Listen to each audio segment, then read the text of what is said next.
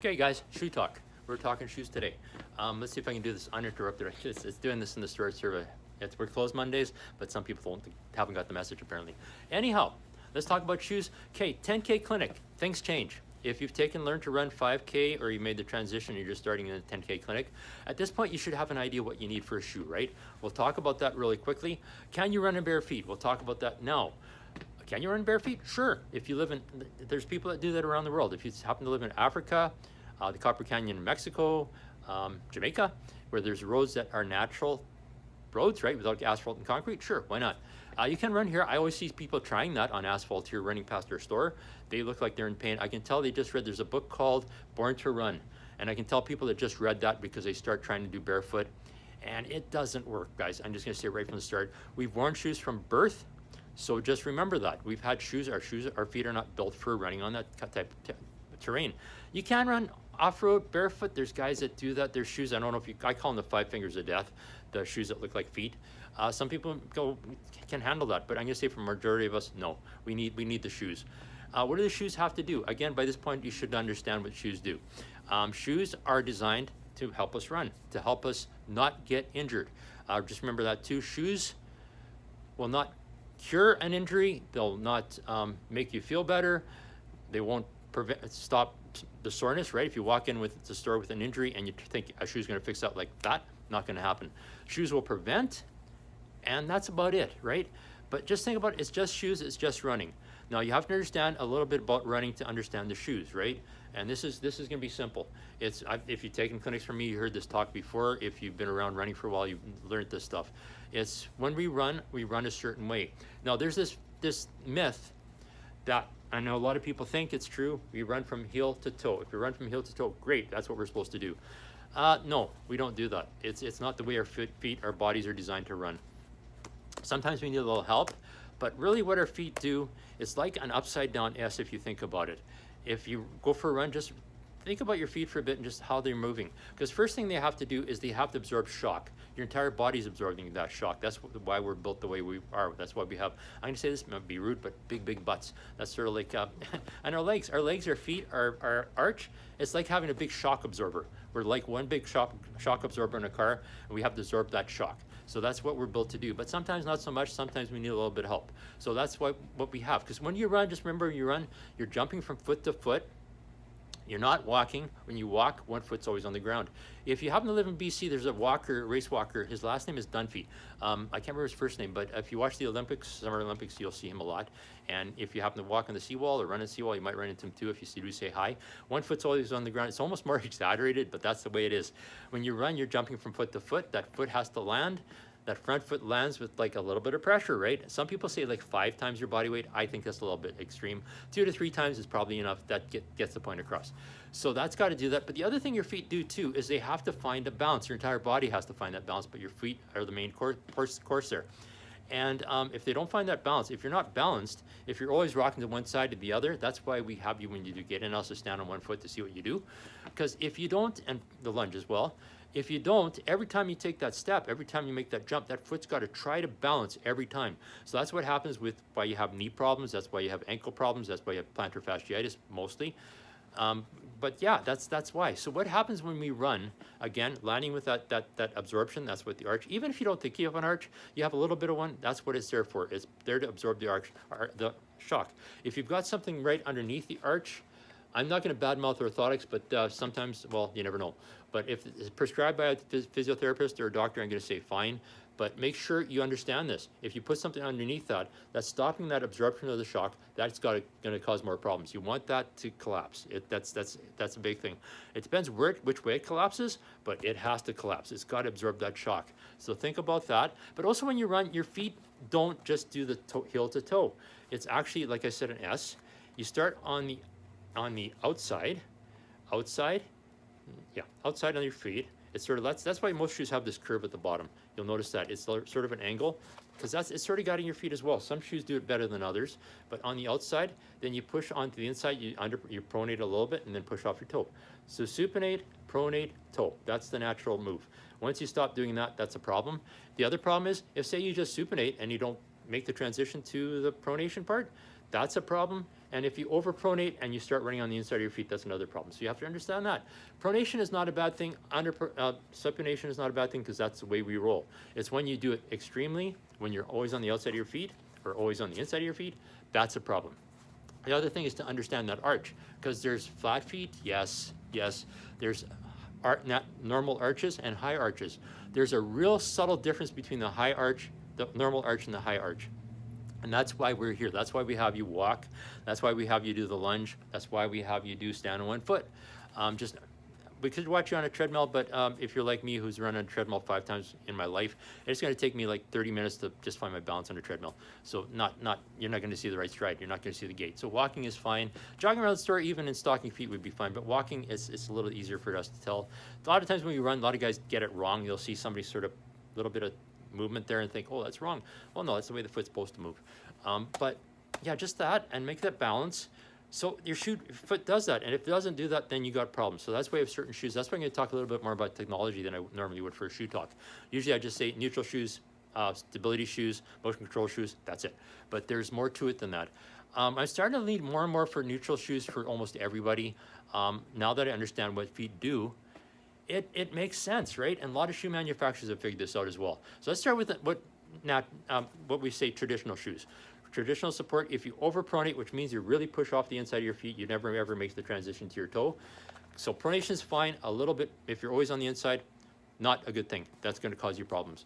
So a shoe like this is the ASICS Gel Cano. I call it the Big Kahuna because it's got everything in it. Cushioning, stability, you name it, it's in here. That's why it's like an expensive shoe. And shoes price, yes, prices are going up, guys. I'm going to say buy your shoes now because I think it might actually go up more in the fall. And it is what it is, right? It's manufacturers, it's what it takes to make these things. Prices are going up and everything else, so shoes are not immune for that.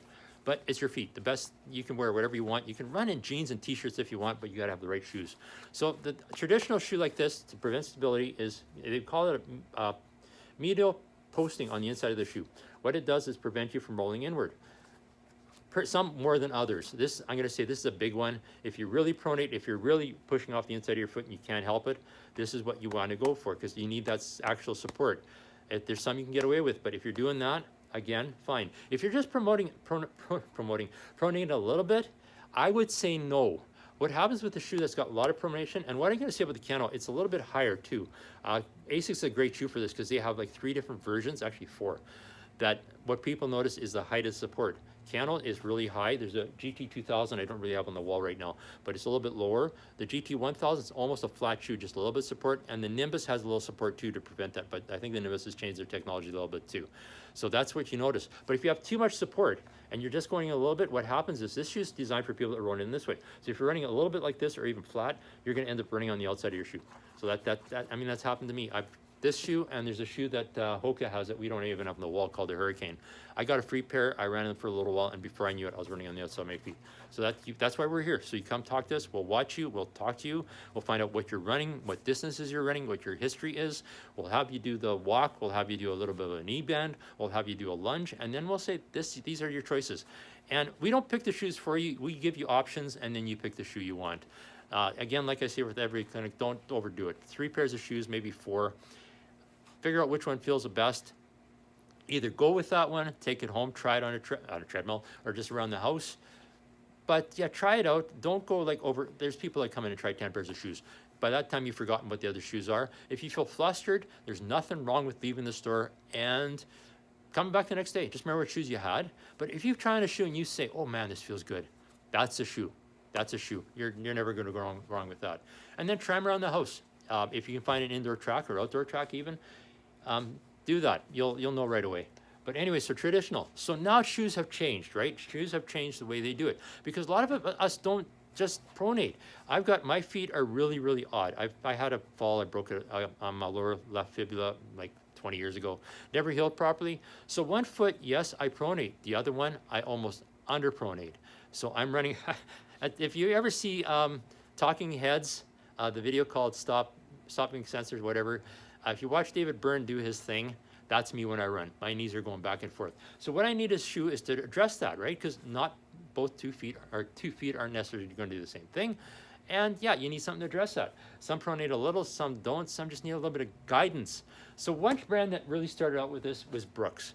I'm going to say this was like phenomenal for us, because we used to talk to people that underpronated a lot, high arches. We would throw them in a neutral shoe, and we would say a neutral shoe would work with your feet and do whatever your feet want to do. It won't hurt you, and most of the times that worked. But I'm going to say sometimes maybe not. It's we never got shoes returned when we said that. Sometimes people would have, there's an orthotic I think you can do for that, but I'm not going to knock the orthotics. If you have prescribed orthotics by a physio, somebody that knows you and understands running and understands walking, I'm fine with that. Just remember one thing about feet too, right? I talked this in Learn to Run 5K, I'll talk about this. You have an arch. Your body's built like a shock absorber. You want to absorb that shock, and big part of that is your arch. Whether it's high, low, flat, you have an arch of some sort. And once you put something underneath that arch, it'd be like driving in a car without a shock absorber and just a straight rod. You're going to feel that every time you step, and what's going to happen is you're going to end up with, plantar fasciitis, knee problems, hip problems, you name it. The shock actually goes up to the top of your head. Some dentists will point out that it even affects your jaw and your teeth. Yeah, so make sure you got room for that thing to compress, to absorb the shock. If it doesn't, just be aware of that. But if you got prescribed, and low arches, I'm going to say flat feet, not necessarily.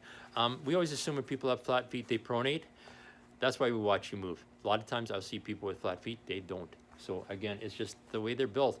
Then flat feet, yes, and you'll hear people talk about there's a way to fix that, like certain exercises and stuff. I'm going to say unless you can pick your ancestors, no. It's genetics, it's the way you're built. It's the way you're designed. Some exercises may help. We talk about clamshells and leg raises and stuff. I've never seen that work, so I'm going to say the jury's still out on that. Anyhow, so let's go to Brooks. Brooks, the first shoe they gave us, it was called the Adrenaline. At one time, we thought the Adrenaline was like, it's a really hard shoe to sell, I'm just going to say. When I first started working here 8 years ago, they still had the support. The support always seemed to be in the wrong space, or just felt wrong or felt weird. Some people loved it, some people hated it, but it was a really hard sell. Then they changed. A light bulb went off in somebody's head and just said, hey, we need a shoe that guides, works with the feet, but also let's think about the knees and work our way down rather than on our way up. Do we want something that's going to force the knees? Because of course the post-medial stuff is going to actually do that. It's going to force your feet to do a certain thing, but you may need it. But for somebody that pronates a little bit and just needs a little guidance, this sounds like school principal. They said, okay, let's just put a little bit of support here. It just guides, it doesn't force, it's designed so that when you finish the progression, you push off your toe. So rather than inside, so it just guides you, but that doesn't force you, which I think is phenomenal. Wow, what a great thing, not force. You're gonna say right off the top of your head, if I have to be forced to run a certain way, I'm gonna get injured. So yeah, so understand that. But the other thing this shoe does is for people that underpronate, who have high arches. This is a way to go. There's a couple other options like this, but this thing, it's got support on the outside. So again, you're gonna naturally supinate, pronate, push off your toe. It's just guiding your feet to do that. They say to think of it like a guide rails on a bowling lane. I don't bowl, so I've never seen that. But again, that's what it's doing. It's just guiding your feet. So what a great idea. They do this with a bunch of different shoes, so it doesn't hurt to try a few of them. Some have more cushioning than others. I'm gonna say this is probably the basic model. If you're running like something like a Brooks Ghost, this would be a one for the support in it, just a little bit of cushioning. But you want to go up to the big guns. We've got the big guns would be Glycerin, which we have on the wall. So a little more cushioning. We don't have the GTS on the wall. That kind of scares me. Do not? We don't. Okay, so there is a Glycerin GTS, and it's sort of like this shoe. What they've done is taken the shoe and threw support on it, just like we have in the Adrenaline. Interesting thing about this shoe, the Glycerin GTS, if you ran in Brooks before and you ran in a thing called the Transcend, what they did is got rid of the Transcend, added the words GT or letters GTS to the Glycerin, and it does the same thing with a little more cushioning and the support. GTS used to stand for go-to shoe, and now stands for go-to stability. So yay, I don't like that word stability. I rather like go-to shoe and just talk about what the shoes do. Now, another shoe, and if you want to go minimal, again, with less cushioning and less everything else, the Brooks Launch. Again, it's got the support outside, inside, but it's a really light shoe. If you're doing a lot of track work, and if you can handle a shoe like this for 10 kilometers, I guess it'd be fine. It's almost minimal. It should be actually with minimal shoes. I don't think with the stability shoes, but that's just me. I'm not the boss. Anyhow, so that's one option. Other option, there's a brand called On. They've been around for a few years. On, and their logo looks like a light switch. Cloudflare. There you go. There. That O is like an on switch. Again, they guide your feet, but they do something really interesting with it. They got, if you look at the bottom, they've got the pods, and they've also got a speed plate on the inside. But the pods collapse when you land on them. So when you're jumping from foot to foot, the pods collapse. So you're landing on a cloud. That's why most of their shows are called On Cloud. And it's like landing on a cloud, and then they harden up so you push off a hard surface. So that's kind of neat. But also with these pods, they can do 100 different things with them. What they've done with this shoe is, this is called the Cloudflyer. This is their version of stability shoe. And again, like the Brooks, it just guides your foot into that S. What they've done is just harden and soften some of the pods, and it guides your foot. So it's a nice option. It doesn't force your feet. And guys, these are really nice feeling shoes. And I've run in them for forever now, since we got them. Can't say forever because they haven't been around that long. Designed by runners that live in Swiss Alps. If you watch the Olympics from Tokyo a couple years ago, or I guess a couple years ago, the Swiss team wore these, the track team. So yay, that's a plug if nothing else. But yeah, it's an amazing shoe. It's the most natural running shoe I've ever been in. Sometimes it doesn't feel like I've got a shoe in my feet, and I've never been hurt by them. And also the traction is kind of interesting too. But yeah, if you ever want to try a shoe, try this thing. Another thing, guys, I'm going to talk about real quick is when you buy a shoe, if the guy brings out the shoe to you and he does this, don't worry about it. What we're doing is we're unpacking the shoe. The shoes travel from Southeast Asia, some from China still. I think Asics might still be from China. I'm not actually sure on that. Most others have moved to Southeast Asia. This is just called unpacking the shoe. You'll find, I've done this with a pair of shoes. I've actually just done to one and left the other one not touched it. The customer will try the shoe on. Well, this feels a little stiff. That's because we haven't done that. It's not like unboxing something. It doesn't hurt. But if you try this with your own shoes and it seems way too easy to do, time for new shoes. The thing with your shoes, I'm going to say the most important thing to try is this. That torsion is, if it's real easy, time for new shoes. The other thing to do is just look at your shoes. I didn't bring an older pair of shoes with me, but you'll see, you'll look at your shoes and you'll tell. If you pronate, what's going to happen is this part of the shoe is just going to sag inwards, and you'll notice this part here, we call it the heel counter. What happens is it's supposed to be straight up and down. If it starts sagging in, the shoe's given up. It's not doing what it's supposed to do. Time for new shoes. If you see it wear out in the back, sometimes that's just your shoe's not fitting perfect, so you should try a different shoe. If you wear out the toe box, again, a different shoe. Sometimes it's sizing.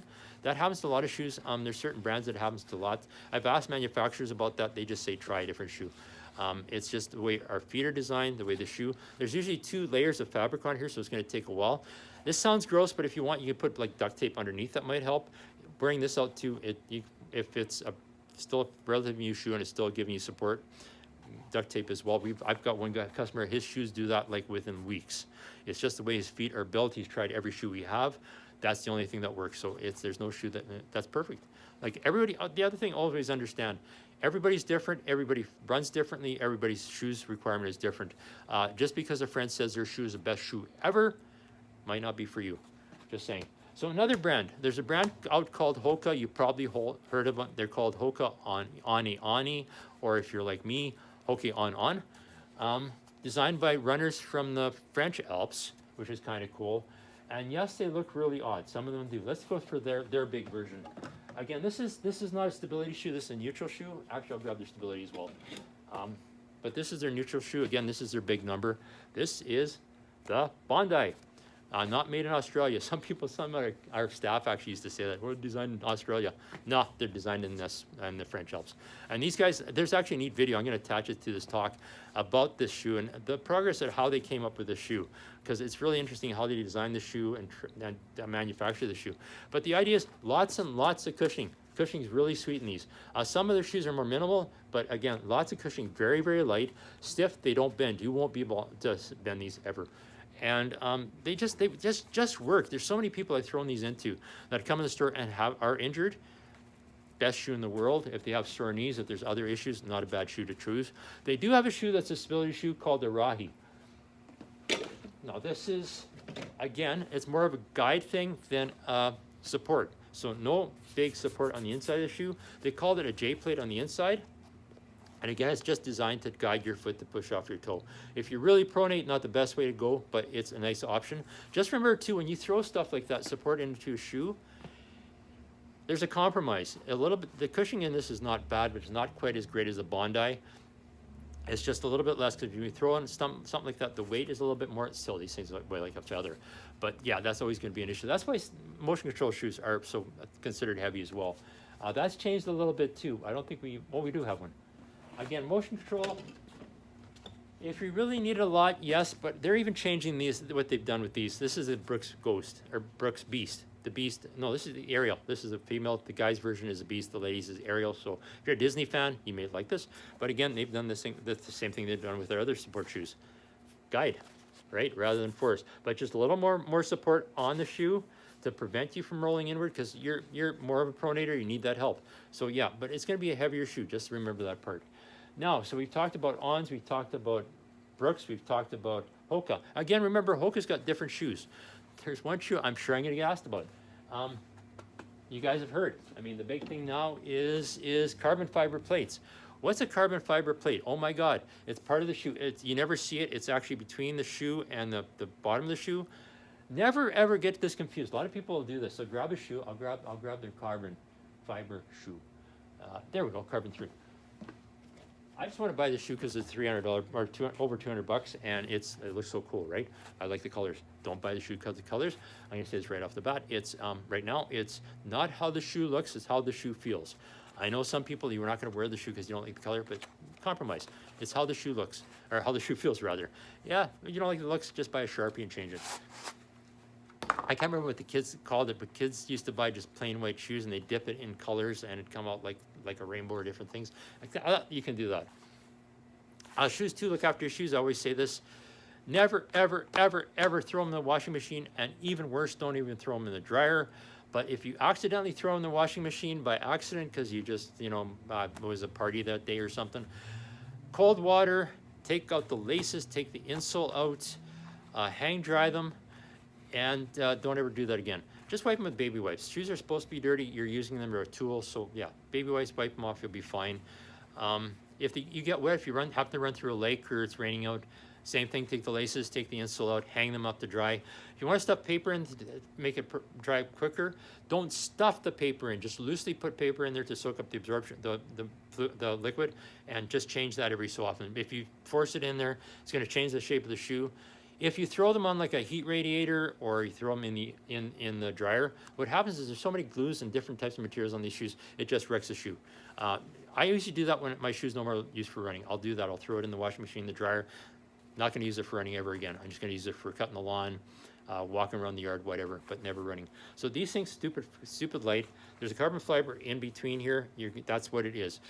People say, people seem to think they make it faster. You guys all saw or heard about the runner a few years ago that ran a marathon distance and broke 2 hours.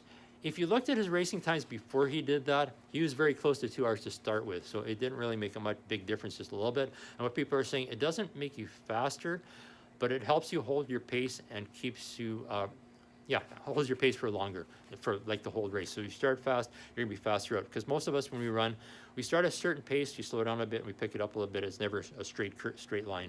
So this helps with that. But again, do you want to spend $230, $240, $250 on a shoe?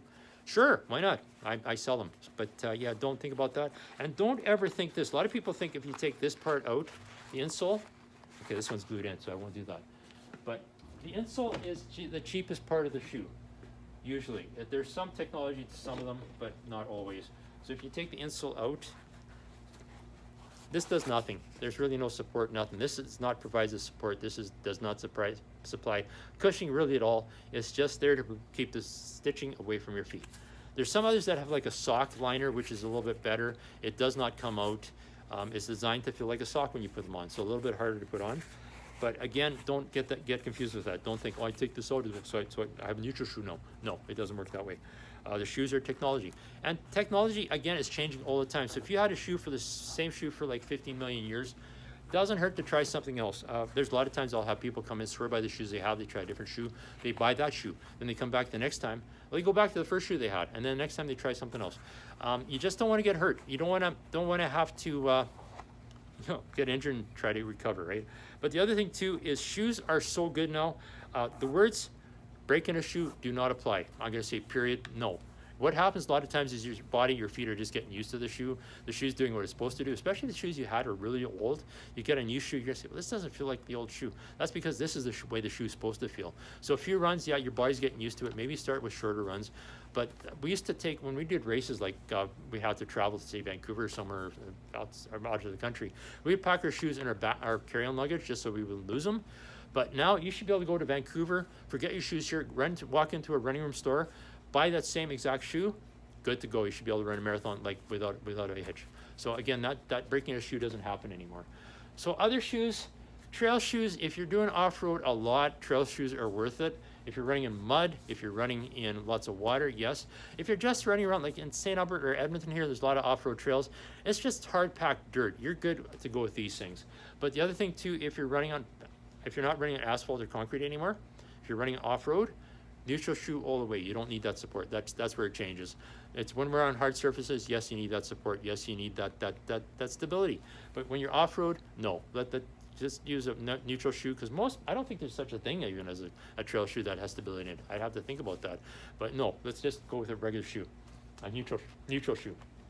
And again, what you need with shoes off-road when you're dealing with mud, and I've run races like Signature 7 and the Crow's Nest Pass, I got stuck running in my street shoes. I forgot to bring my trail shoes with me. There were times when I was slipping on mud. I was thinking, oh my God, that make me stop. But it was doable. There's no crime. It's actually, you can run trails on street shoes, but trail shoes do not work on asphalt and concrete. I'm going to say that right off. They don't feel the same. The traction, the support is not the same. It feels odd. But a shoe for off-road, you're going to be looking for these things. You're looking for the lugs, because that's what provides you with the traction once you get into that mud and a little bit of dirt, sand, whatever. Wintertime maybe, but there's specific shoes for winters I'm not going to talk about now because it's not winter. But yeah, that's what you're looking for. A little bit nugs, a little support, a little stiffer shoe. Some will have holes to drain water, which is kind of cool. There's Gore-Tex keeps water out. Just remember, Gore-Tex also seals everything up. There's no mesh, so you're gonna get really, really hot really, really quickly. You want that. So if it's gonna get wet, we'll talk about that maybe if you have questions about that, ask after this recording. But yeah, so it's a trail shoe for trails, street shoes for everything else, and even trails if you want. The other thing is there's different type of trail shoes, because there's different types of trails, right? There's some, I like this. This is called the Saucony Peregrine, by the way. This is just their basic everyday trail shoe. They do have a winter shoe, which is called, same thing, Peregrine GTX. Again, they've got the traction, but they also have Gore-Tex on them to keep you nice, warm, and toasty, which is nice in the wintertime. In the summertime, when it's plus, 40 in Winnipeg this weekend, right? That's gonna be awful. So you don't go there. But some of the shoes will have holes to let water drain out. Some are designed for just that, running on wet terrain, right? So Peregrine's actually got 3 different shoes. We only have the one, but there's option. If you're gonna be running through a river, at some point you may want a different shoe. So that's it about shoes. We'll talk, you guys hopefully have lots of questions. I'm not gonna talk about socks. We'll talk about apparel, but socks, guys spend the money. I know a lot of people freak out at spending $16 for a pair of socks, but again, we're using for a purpose, right? We're not taking them to a dance. We're running in them. So I don't really think you need shock absorption in the sock, but some people do. There's a brand called Thurlow. They have a little more support structure in them. We don't actually even have any in the store right now, which is kind of surprising. But yeah, but just double layers are great. Our running room double layers are fine. They're over there. I'm gonna grab one.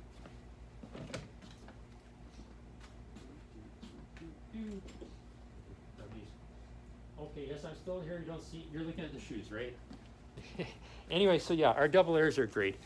Again, these are fantastic. The idea is one part of the sock on the shoe, the other part of the sock on your foot, and you don't ever get friction, so you don't ever get blisters.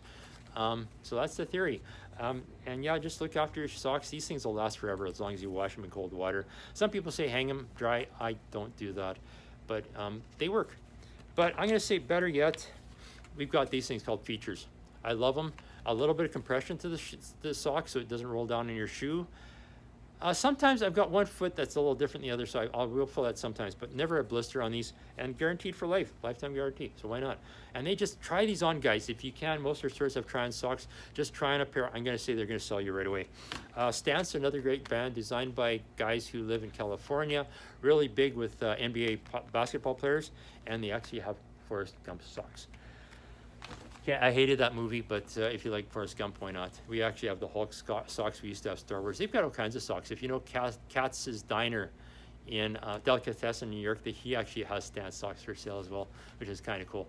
But anyway, so socks and shoes. So ask questions, guys. This took 30 minutes. I didn't want to go longer than this. And just, yeah, whatever you want to talk about shoes, we'll do that today. This is, I'm recording this today. It's going to be on in a couple of weeks. And we'll talk a little bit about, if you want to talk about compression socks, we can talk about that. But yeah, we'll do that right after this. So time to go outside, go for a run, guys. It's beautiful out. And watch the heat. I'm going to tell you, watch the heat. I guess you guys heard the Winnipeg Marathon got canceled this past weekend because it's really, really hot. I see it's like plus 40 in a lot of places. Try to run in the morning. Try to run late at night. Morning's probably better than night. If you have to go at 5 o'clock in the morning, you have to go at 5 o'clock in the morning. Run where you know it's cool, where there's lots of shade. Lots of water usually helps. Take lots of hydration with you. If you don't take hydration at all ever, this is a time to take it. Sunscreen, cap, sunglasses. And don't overdo it. Don't try to run as fast as you possibly can. Run at a pace that's comfortable. Take walk breaks. If you have to take more walk breaks, fine. Run with other people so they can watch you and you can watch them, because heat exhaustion is not something you're going to notice. It's like frostbite in the wintertime. Somebody else has to see it because you're just going to keep on going until, you have heat stroke. So yeah, be careful with that, guys. So let's talk. No,